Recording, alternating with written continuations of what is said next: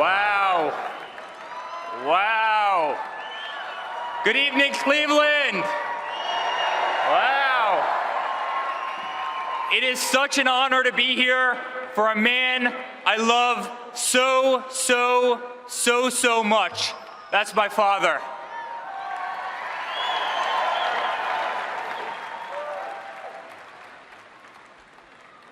"13 months ago, my father sat my family down and told us the time had come. He could no longer sit idly by and watch our beloved country, the country that had given our family so much success, so much opportunity, crumble before our very eyes. He confirmed to us that he was prepared to announce his candidacy for President of the United States. He made sure to acknowledge that ours would not be an easy path, that we should prepare ourselves for what was to come, that we'd quickly learn who our true friends were. Without hesitation, we each committed our unwavering support. But this time, none of us could have predicted what lay ahead.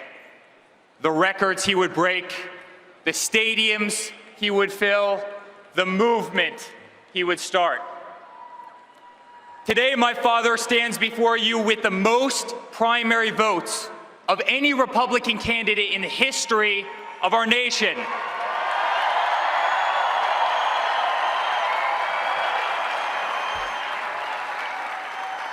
He has shattered voter registration records across the country. He has defied the predictions of every single political pundit and turned traditional debates into must-see TV. He has inspired multiple generations, including my own, like millennials like myself, who have so little faith in our politicians that they no longer even consider public service to be a noble career. A year ago, my father was a businessman, but like many Americans, he simply could no longer stand to see what was happening to our great country. He could no longer stand to see special interest dollars dictate an incompetent foreign policy that puts foreign countries before our very own. He could no longer tolerate an inept administration that considers giving $150 billion to Iran or releasing 5 radical Islamic terrorists a successful negotiation. He could no longer bear witness to our continued Second Amendment attacks.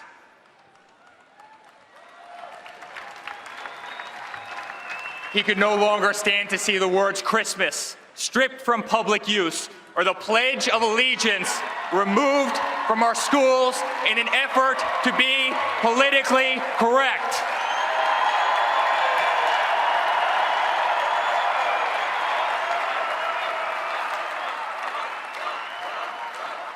So my father made the courageous decision to set aside a company to which he has dedicated his entire life, to set aside a global brand that he has made synonymous with success, with quality, with uncompromising, just the best.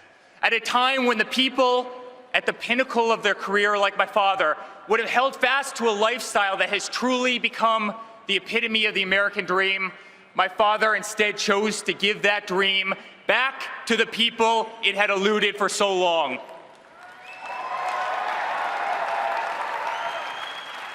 As daunting of a journey as he knew it would be, for him, it was the easiest decision in the world.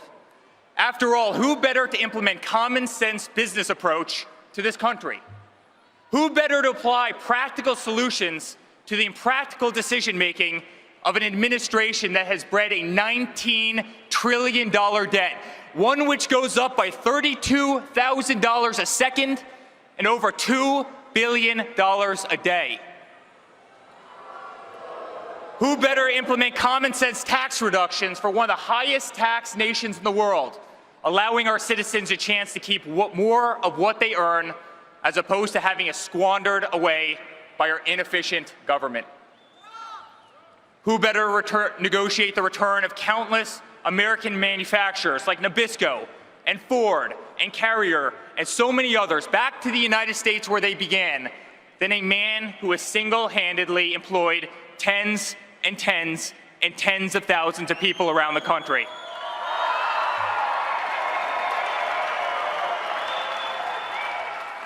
It's time for a president with common sense. It's time for a president who understands the art of a deal and appreciates the value of a dollar, our tax dollars. It's time for the president who has always been the one to sign the front of a check, not the back.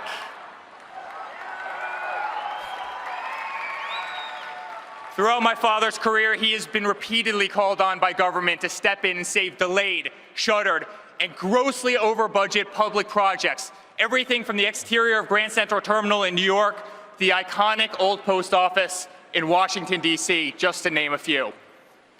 Back in 1986, the city of New York tried to refurbish a simple ice skating rink in Central Park.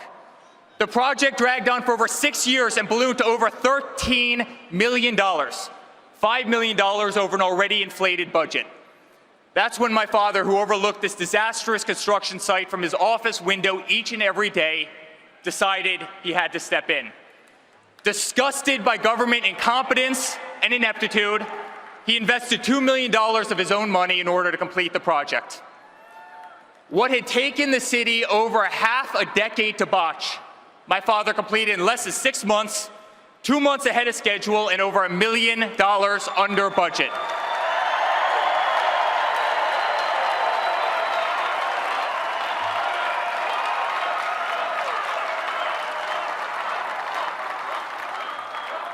It's time for a president who can make America great again, ahead of budget and ahead of schedule, too.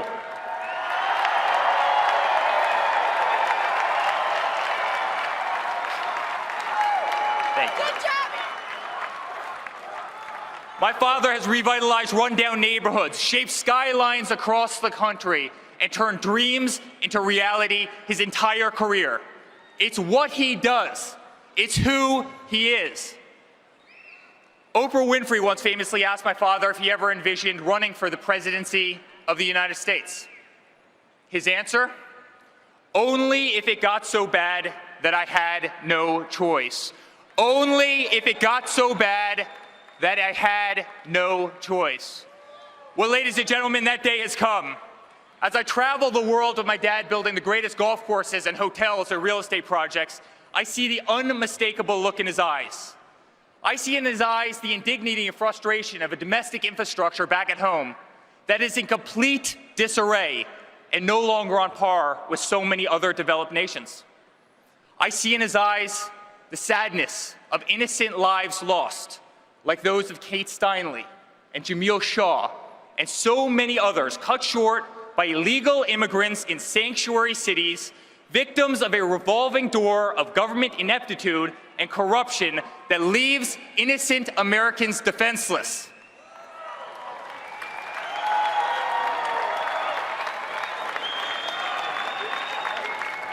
I see in his eyes the humiliation of an education system ranked 30th in the world. I see in his eyes the disgrace of nearly $400 billion trade imbalance with China, the $60 billion trade imbalance with Mexico, and the continued destabilization of the Middle East, which has cost our nation trillions and trillions of dollars and thousands of lives. But today I see in his eyes a man who truly loves his country, who is proud of his country, and who wants his country to be great again.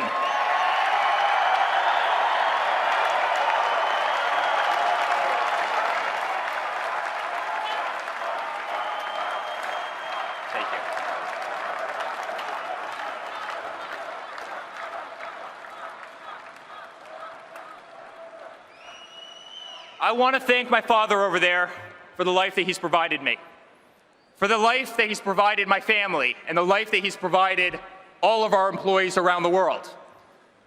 I want to thank my father for the life that he's enabled me to provide to my future children as my beautiful wife Laura and I start thinking about that amazing chapter of our lives.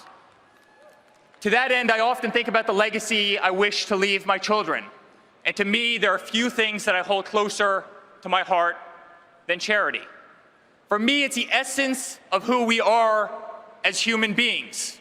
It's the barometer by which we will be measured for our time here on Earth. As Martin Luther King Jr. once said, life's most persistent and urgent question is, what are you doing for others? When I was 22 years old, I founded the Eric Trump Foundation to benefit St. Jude's Children's Research Hospital, an incredible, incredible organization.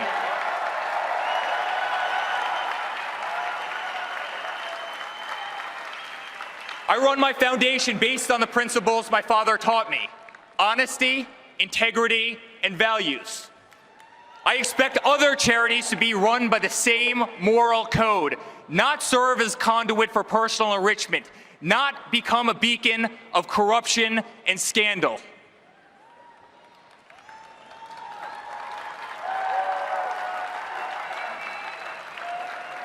To whom much is given, much will be required.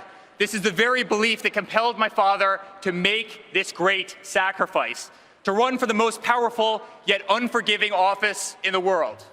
There is no greater calling. There is no more selfless an act.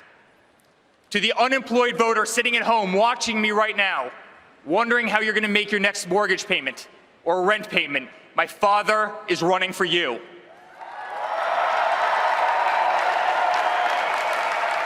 To the veteran tuning into the speech from his or her hospital, who has been ignored and disrespected by an ungrateful system for far too long, my father is running for you.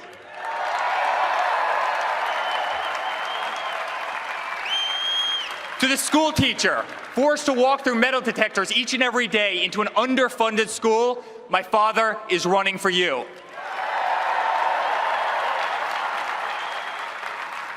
To the laborer watching me right now, forced out of a job by undocumented workers, illegal immigrants, my father is running for you.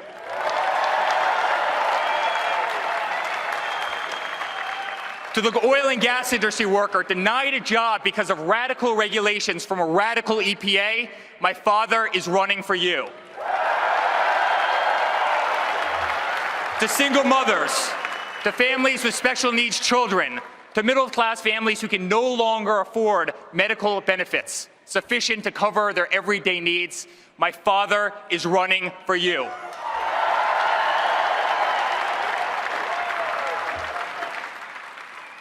This November, I ask you to be true to yourself and vote for the candidate who you know is running for the right reasons. Vote for the candidate who has never been a politician. Vote for the candidate who has never received a paycheck from our government. Thank you.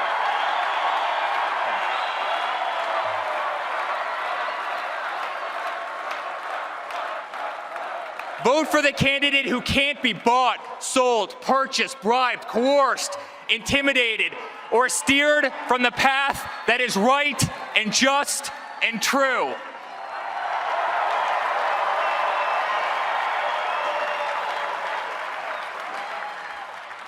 And quite frankly, friends, vote for the one candidate who does not need this job.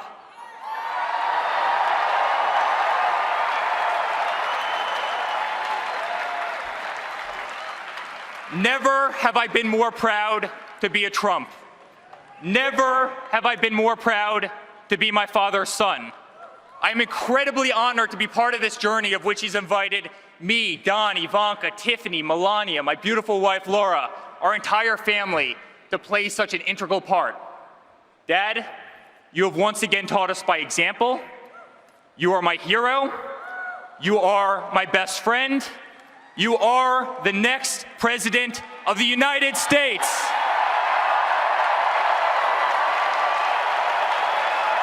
God bless America.